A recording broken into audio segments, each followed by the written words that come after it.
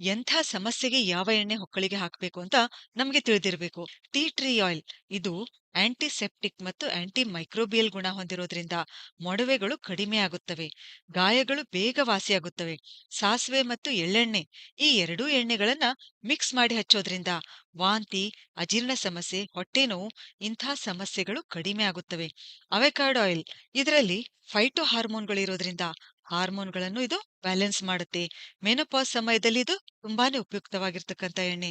Lemon oil ಇದು pigmentation ಅನ್ನು ನಿವಾರಿಸುತ್ತೆ. ಫೆನೆಲ್ oil ಇದನ್ನ ಡೈಲ್ಯೂಟೆಡ್ ರೀತಿಯಲ್ಲಿ ಬಳಸಬೇಕು. ಅಂದ್ರೆ ಕೊಬ್ಬರಿ ಎಣ್ಣೆಯಲ್ಲಿ ಇದನ್ನ ಸ್ವಲ್ಪ ತಿಳಿಗೊಳಿಸಿ, ಕೊಬ್ಬರಿ ಎಣ್ಣೆಯಲ್ಲಿ ಇದನ್ನ ಸ್ವಲ್ಪ ಮಿಕ್ಸ್ ಮಾಡಿ ಈ ಫೆನೆಲ್ ಆಯಿಲ್ ಅನ್ನ ತಿಳಿಗೊಳಿಸಿ ಇದನ್ನ ನಾವು ಬಳಸಬೇಕು.